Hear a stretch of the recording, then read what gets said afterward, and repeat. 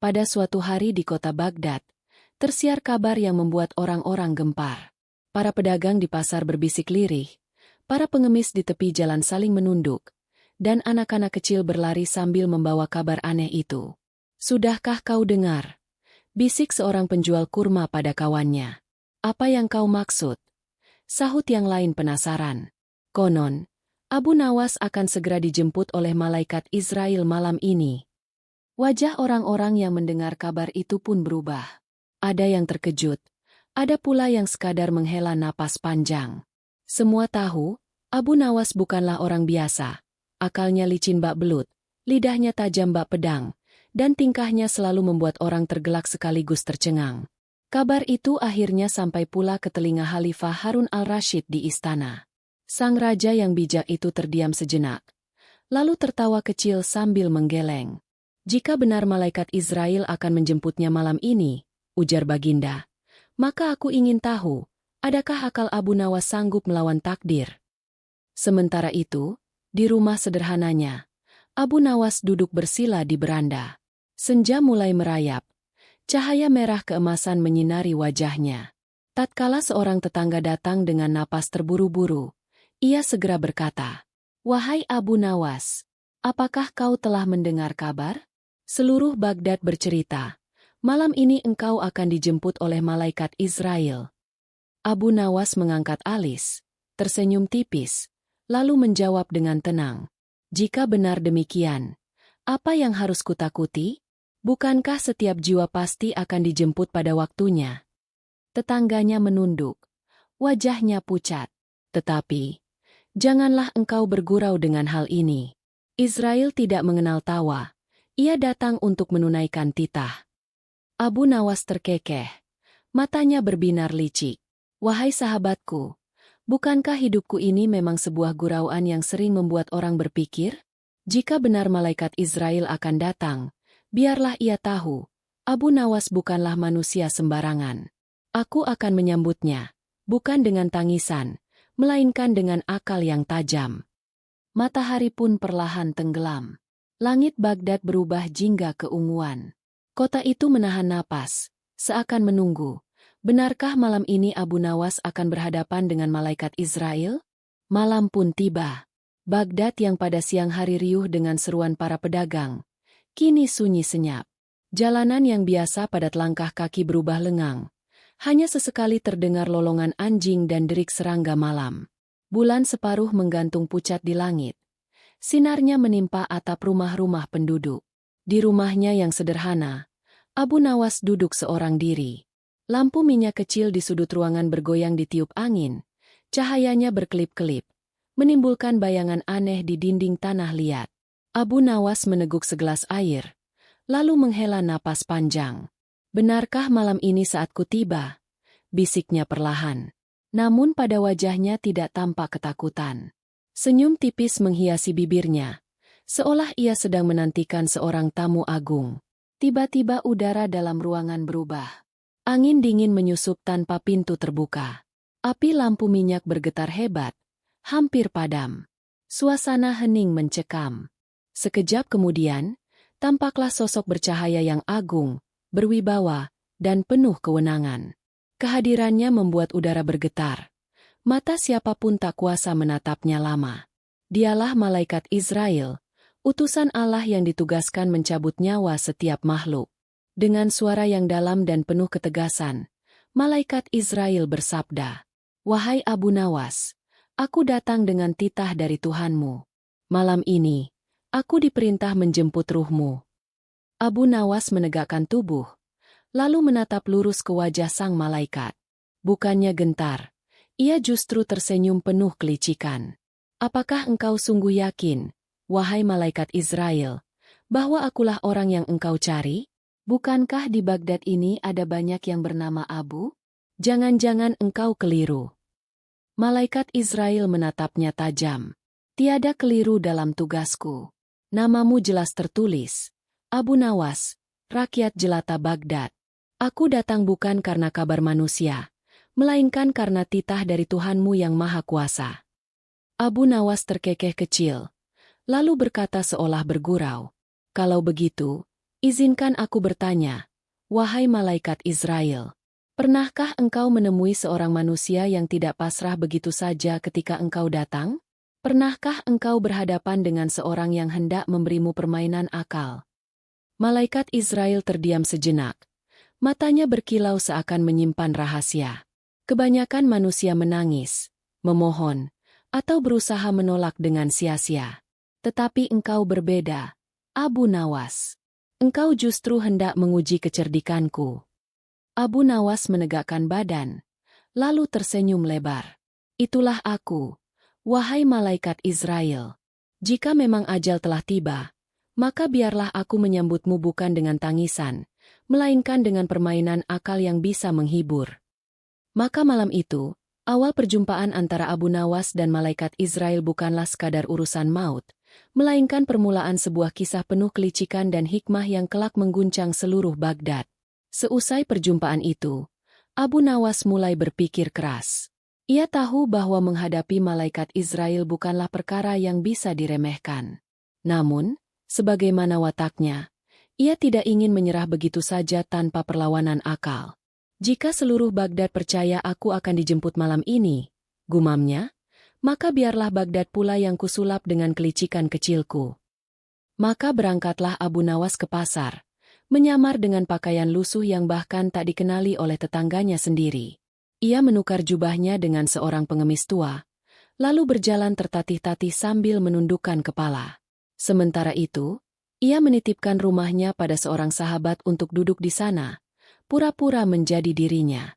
Tatkala malam semakin larut, malaikat Israel pun datang kembali. Sosoknya bercahaya, langkahnya bagai angin yang menembus pintu tanpa diketuk. Ia masuk rumah Abu Nawas, dan mendapati seseorang duduk bersila di dalam. Namun wajah itu tak sama dengan Abu Nawas yang ia kenal. "Siapakah engkau?" tanya malaikat Israel dengan suara bergetar.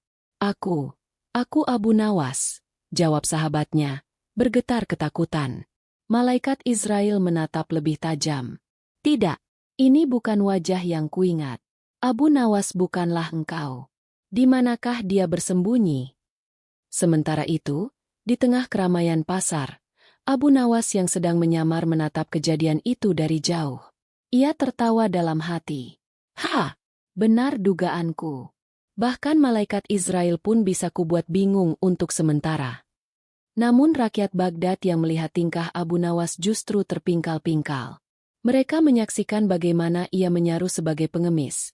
Sementara kabar beredar bahwa malaikat Israel kebingungan mencari jati dirinya. "Wahai Abu Nawas," bisik seorang sahabat yang mengenalinya di pasar, "apakah engkau tidak takut? Bermain-main dengan malaikat Israel sungguh keterlaluan." Abu Nawas hanya menyeringai, lalu berkata pelan, "Takdir memang pasti, sahabatku. Namun sebelum ia menjemputku, biarlah aku bersenda sebentar. Bukankah dunia ini panggung, dan manusia hanyalah pelakonnya?" Malaikat Israel kembali melangkah keluar dari rumah itu.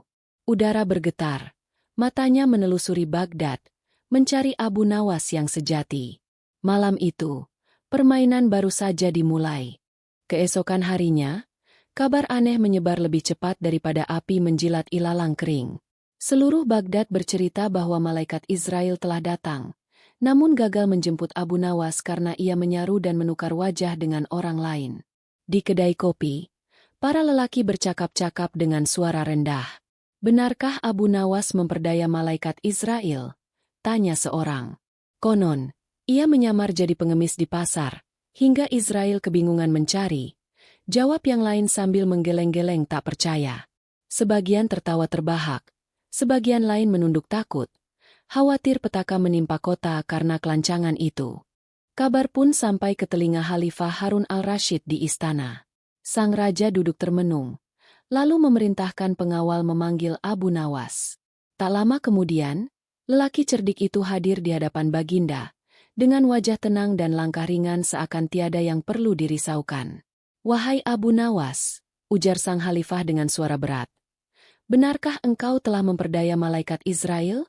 Tidakkah engkau tahu, itu perkara besar yang tak layak dijadikan permainan?" Abu Nawas menunduk hormat, lalu tersenyum. Ampunilah hamba, wahai Baginda Raja. Bukan niat hamba hendak mempermainkan, melainkan sekadar menunda. Hidup ini terlalu indah bila dipotong sebentar, sementara kesempatan berbuat baik masih banyak terbuka. Harun al-Rashid menghela napas, lalu tersenyum samar. Engkau memang selalu punya alasan yang tak terduga. Namun aku khawatir, kelicikanmu kali ini akan membuat malaikat Israel murka. Jika ia benar-benar marah, bukan engkau saja yang celaka, bisa jadi seluruh Baghdad ikut terkena murkanya. Abu Nawas terkekeh pelan, matanya berkilat nakal. Tenanglah, Baginda. Jika benar malaikat Israel hendak marah, biarlah ia marah pada diriku seorang. Bukankah aku sudah terbiasa membuat orang-orang besar, bahkan Baginda sendiri, mengernyitkan dahi sebelum akhirnya tertawa? Raja pun terbahak mendengar jawaban itu, meski hatinya masih menyimpan kekhawatiran. Abu Nawas, lidahmu memang manis, akalmu tajam. Namun ingatlah, tidak ada tipu daya yang mampu mengalahkan perintah Tuhan. Aku ingin melihat, sampai di mana kelicikanmu sanggup bertahan di hadapan malaikat Israel. Maka Khalifah pun memutuskan untuk menunggu kabar selanjutnya. Sedangkan Abu Nawas melangkah keluar dari istana dengan wajah riang, seakan maut hanyalah tamu yang bisa diajak bermain. Malam berikutnya, suasana Baghdad menjadi mencekam. Orang-orang enggan keluar rumah, pintu-pintu ditutup rapat, dan doa-doa dipanjatkan dengan khusyuk. Semua takut bila kelancangan Abu Nawas menimbulkan murka langit. Di tengah keheningan itu, malaikat Israel kembali turun. Wajahnya bersinar namun kali ini tampak lebih tegas. Sorot matanya tajam laksana pedang. Udara bergetar. Bumi seakan berdesir di bawah pijakannya. Abu Nawas yang sedang duduk di ruang tamu rumahnya berdiri dengan tenang, seakan sudah menanti kedatangan sang malaikat. Wahai Abu Nawas, suara malaikat Israel bergema, sungguh lancang engkau. Aku telah diperintah menjemput ruhmu, namun engkau mempermainkanku dengan tipu daya. Tidakkah engkau tahu, tiada satupun makhluk di dunia ini mampu menghindar dari takdir? Abu Nawas menundukkan kepala sebentar, lalu mengangkat wajahnya dengan senyum yang tetap nakal. Wahai malaikat Israel, hamba tahu takdir itu pasti. Namun bukankah aku ini hanya seorang hamba kecil yang gemar bersenda gurau? Bila aku menunda sejenak, apakah itu akan mengubah keputusan Tuhanmu? Malaikat Israel menatapnya tajam, suaranya kian berat. Engkau boleh berkilah, Abu Nawas. Tetapi aku tidak datang dengan senda gurau, melainkan membawa titah yang tak bisa dibantah. Abu Nawas lalu melangkah maju setapak, menatap sang malaikat dengan wajah penuh keberanian. Kalau begitu, izinkan aku memohon satu hal saja. Janganlah engkau mencabut ruhku di sembarang tempat. Biarlah aku memilih sendiri di mana aku ingin engkau menjemputku. Tidakkah engkau bisa memberi keringanan sekecil itu? Malaikat Israel terdiam. Wajahnya tetap keras. Namun dalam diamnya tersirat tanda bahwa permintaan itu terdengar berbeda dari biasanya. Aku hanya melaksanakan titah, ucapnya kemudian. Tetapi baiklah, Abu Nawas. Jika benar engkau sanggup menunjukkan satu tempat saja di dunia ini yang tak bisa kujangkau, maka di sanalah engkau akan selamat. Jika engkau gagal, ruhmu akan kuambil tanpa penangguhan lagi. Mata Abu Nawas berbinar. Ia menunduk hormat, lalu berkata lirih, "Terima kasih, wahai malaikat Israel. Jika demikian, aku akan mencari tempat itu."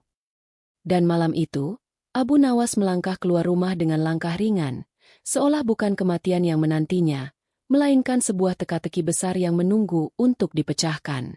Sejak malam pertemuannya dengan malaikat Israel, Abu Nawas tidak henti-hentinya berpikir. Ia berjalan menyusuri jalanan Baghdad, masuk ke masjid-masjid, taman, pasar, bahkan lorong-lorong sempit. Wajahnya serius, tidak seperti biasanya yang penuh tawa. Tempat manakah yang tak bisa dijangkau oleh malaikat Israel? Gumamnya dalam hati. Ia merenung di tepi sungai Tigris, memandang air yang mengalir deras. Bila aku sembunyi di dasar sungai, Israel tentu dapat menemukanku. Bila aku terbang tinggi ke langit dengan burung-burung, ia pun sanggup menjemputku. Bila aku bersembunyi di balik tembok istana, apa sulitnya baginya menembus tembok? Tidak ada tempat di bumi yang dapat aku pilih. Abu Nawas lalu pulang ke rumahnya, duduk termenung. Hingga larut malam ia tak tidur, memutar otak mencari jawaban. Tiba-tiba ia bangkit, menepuk dahinya dan tertawa kecil. Ha! Betapa bodohnya aku. Bagaimana bisa aku mencari tempat yang tidak dijangkau malaikat Israel, sementara seluruh jagat raya adalah lapangan tugasnya? Namun, ada satu tempat yang pasti ia tidak masuk kecuali dengan izin penuh. Keesokan harinya, Abu Nawas mandi, mengenakan pakaian bersih, lalu menunaikan sholat dengan khusyuk. Setelah itu ia duduk bersila, mengangkat tangan berdoa dengan sungguh-sungguh. Ya Tuhanku, hanya kepada Mu hamba berlindung. Izinkanlah hamba bersandar kepada kasih sayang Mu. Saat itulah malaikat Israel datang kembali. Wajahnya tetap agung, langkahnya mantap. Sudahkah engkau temukan tempat itu, wahai Abu Nawas? Tanyanya dengan suara menggema. Abu Nawas tersenyum tenang. Sudah, wahai malaikat Israel. Tempat itu bukan di pasar, bukan di langit, bukan di bumi, bukan pula di dasar lautan. Tempat itu hanyalah dalam perlindungan Tuhan. Sejenak, suasana menjadi hening. Sorot mata malaikat Israel melunak. Engkau benar, Abu Nawas. Tak ada seorang pun dapat lari dari takdir. Tetapi siapa yang berlindung kepada Tuhan dengan hati tulus, ia tidak mati sia-sia. Engkau telah menemukan jawaban yang tak terduga. Abu Nawas menunduk. Wajahnya berseri. Ia tahu, ajal tetap suatu saat akan datang. Namun kini ia menyadari bahwa rahasia hidup bukanlah bagaimana menghindarinya, melainkan bagaimana menyambutnya dengan iman dan kerelaan. Kabar bahwa Abu Nawas telah menemukan tempat yang tak dijangkau oleh malaikat Israel tersebar ke seluruh penjuru Baghdad. Orang-orang kembali berkumpul di kedai, pasar, bahkan di halaman masjid, membicarakan kecerdikan sang pujangga. Benarkah ia menemukan tempat itu? Tanya seorang lelaki tua. Katanya, ia bersembunyi dalam perlindungan Tuhan. Jawab yang lain dengan suara penuh haru. Khalifah Harun al-Rashid pun mendengar kabar itu. Ia memanggil Abu Nawas ke istana. Wahai Abu Nawas, ujar sang raja, benarkah jawabanmu kepada malaikat Israel adalah bahwa tiada tempat lain yang aman kecuali dalam lindungan Tuhanmu? Abu Nawas menunduk hormat, lalu menjawab lembut. Benar, Baginda. Hamba mencari ke segala arah, namun tiada satupun benteng, tiada satupun lorong, tiada satupun penjuru dunia yang sanggup melindungi dari takdir. Hanya dalam naungan kasih sayang Tuhanlah manusia benar-benar terlindung, baik hidup maupun mati. Khalifah terdiam, lalu air matanya menetes. Alangkah indah jawabanmu. Engkau membuatku sadar bahwa bahkan seorang raja pun tak punya kuasa atas hidup dan mati. Maka seluruh hadirin di istana menunduk haru. Malam itu, Abu Nawas kembali ke rumahnya. Ia berdoa panjang, berserah diri sepenuh hati. Dan ketika ia terlelap dalam tidurnya yang damai, malaikat Israel datang dengan wajah teduh, tanpa amarah, tanpa ancaman. Wahai Abu Nawas, ucapnya lembut, tugas kami tiada pernah berubah. Namun kini, engkau telah bersiap dengan hati lapang. Abu Nawas tersenyum dalam tidur, seolah ia hanya berpindah dari satu mimpi indah ke mimpi yang lebih abadi. Ruhnya diangkat dengan tenang, meninggalkan tubuh fana tanpa rasa sakit. Keesokan paginya, Baghdad berduka. Orang-orang menangisi kepergian Abu Nawas. Namun mereka juga mengingat pesan terakhirnya. Tiada tempat aman dari kematian, kecuali dalam perlindungan Tuhan. Maka kisah ini pun berakhir dengan satu pelajaran besar. Kelicikan dan kepintaran setajam apapun takkan pernah melampaui takdir. Namun iman dan penyerahan diri menjadikan kematian bukan akhir yang menakutkan, melainkan pintu menuju kedamaian sejati.